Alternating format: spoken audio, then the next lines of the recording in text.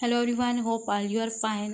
Today's topic is the Neo Darwinism. Before this, we have studied the two theories of evolution. जो major theories हमने पढ़ी थी उनमें एक लिमार्किज्म थी और डार्विनिज्म थी.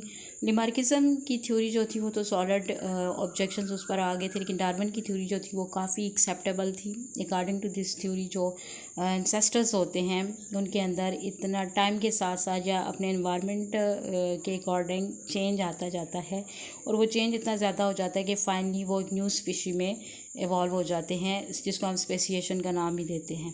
सो डार्विन की थ्योरी के बाद जो है कुछ क्वेश्चंस जो हैं वो मेजर किस्म के राइज हो गए थे कि क्या ह्यूमंस जो हैं वो मंकी से राइज हुए हैं, क्या हमारे इंसेस्टर यानी इसकी थ्योरी के अकॉर्डिंग जो हमारे इंसेस्टर थे और मंकी के इंसेस्टर थे वो एक ही थे.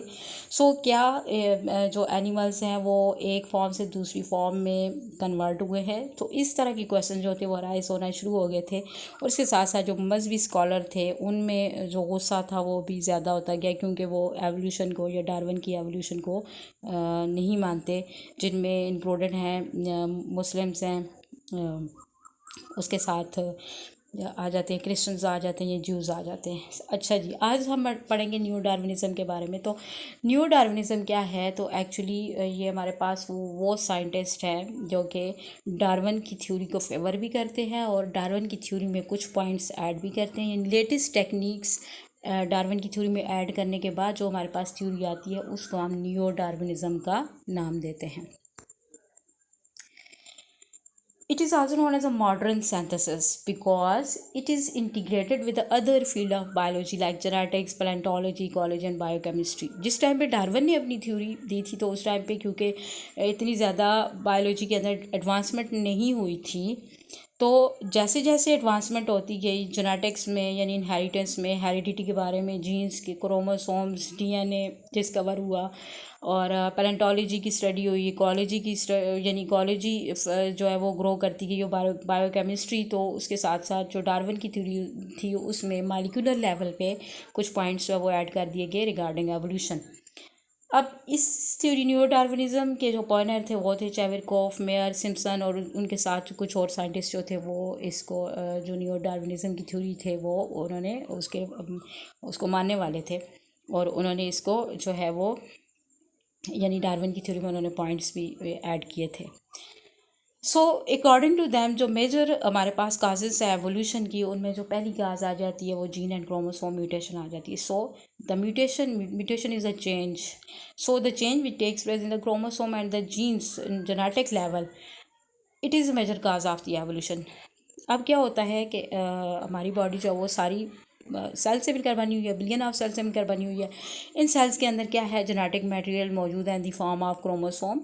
ह्यूमन सेल जो है उसके अंदर 46 क्रोमोसोम होते हैं और उन क्रोमोसोम्स के अंदर 28 जीन्स जो हैं वो लोकेट कर रहे होते हैं. सो क्रोमोसोम्स की स्पेशल जो कोडिंग होती है उसको हम जीन्स का नाम देते हैं.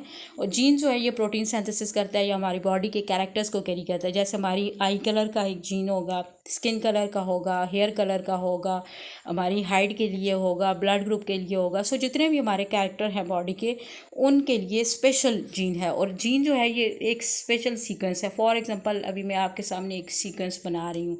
सो जीन जो है ये उसका सीक्वेंस है और ये 4 किस्म की नाइट्रोजनस बेसिस से ये बनते हैं: adenine, guanine, thymine and cytosine. So ये जो चार नाइट्रोजनस बेसिस होती हैं ये डिफरेंट कम्बिनेशंस के साथ मिलकर ये डिफरेंट किस्म के जीन्स जो हैं वो कोड कर रही होती हैं हमारे डीएनए के अंदर और डिफरेंट कैरेक्टर्स जो वो कैरी कर रही होती हैं. अब इनमें से कोई एक भी चेंज हो, फॉर एग्जांपल मैं टी की जगह पर ए का सीक्वेंस ऐड कर देती हूँ तो AGT बन गया. अब ये सीक्वेंस जो है अगर पहले वो ब्लू कलर बना रहा था तो अब वो ब्राउन कलर बनाना स्टार्ट कर देगा, यानी पूरा जीन का कैरेक्टर ही चेंज हो गया है. तो यहाँ पर हो गई ना म्यूटेशन, यहाँ पर हो गई evolution. So according to new Darwinism genes और क्रोमोसोम के अंदर जो म्यूटेशन होती है, इस तरह क्रोमोसोम का कोई पार्ट जो है वो चेंज हो गया तो ज़ाहिर है उसके अंदर जो जीन्स है वो भी चेंज होंगे. तो जीन्स एंड जो क्रोमोसोम म्यूटेशन होती है that is the major cause of the evolution. Second one is the genetic recombination. Genetic genes DNA genetic material हो गया, रिकम्बिनेशन का मतलब होता है रिकम्बाइन होना. सो हमारा जो जेनेटिक मटेरियल है उसका जो रिकम्बाइन होना होता है उसके रिजल्ट में भी एवोल्यूशन होती है. तो जेनेटिक रिकम्बिनेशन कहाँ पर होती है? ड्यूरिंग सेक्सुअल रिप्रोडक्शन जब मियोसिस हो रही होती है, यानी हमारी बॉडी के अंदर स्पर्म बन रहा होता है या ओवा बन रहा होता है, स्पर्मेटोजेनेसिस और oogenesis में मियोसिस हो रही होती है, और उसके साथ साथ जो है दूसरा सेक्सुअल रिप्रोडक्शन, यानी जब फर्टिलाइजेशन हो रही होती है, यानी जो पेरेंटल कम्बिनेशन है, मैटरनल और फ्रेटर्नल क्रोमोसोम्स आपस में मिल के नया ऑफस्प्रिंग बना रहे होते हैं, तो उस टाइम में भी क्या होती है, जेनेटिक रिकम्बिनेशन हो रही होती है। So during meiosis and fertilisation क्या होता है, क्रोमोसोम्स का नया कम्बिनेशन बनता है, वो भी एक मेजर काज होती है एवोल्यूशन की। सामने देखिए आपको नज़र आ रहा है हमारे पास ये 2 क्रोमोसोम्स हैं, इनकी आपस में पेयरिंग हुई है, क्रॉसिंग हो रही है, और आखिर में हमारे पास दरमियान में जो 2 रिकम्बिनेंट किस्म के क्रोमैटिड्स आ रहे हैं, तो उनमें उन्होंने एक दूसरे के कैरेक्टर्स जो है वो चेंज कर लिए हैं, बट पेरेंटल कम्बिनेशन से बिल्कुल डिफरेंट है। तो दैट्स हम कहते हैं कि पेरेंट्स जो है वो दोनों टॉल है, तो उनका ऑफस्प्रिंग जो है वो शॉर्ट हो गया। अब वो क्या थी, दैट इज़ एवोल्यूशन। हालांकि लॉजिकली उसको भी उसकी भी हाइट भी लंबी होनी चाहिए थी, लेकिन उसके अंदर कोई जीन म्यूटेट कर गया, यानी उसके अंदर म्यूटेशन आ गई है, जिसकी वजह से क्या हो गया है, नया कम्बिनेशन बना है और नया कैरेक्टर जो है वो बन गया। सो genetic recombination is also one of the cause of evolution. Third जो है वो पॉइंट मैं भूल गई, वो नेचुरल सिलेक्शन आ जाती है।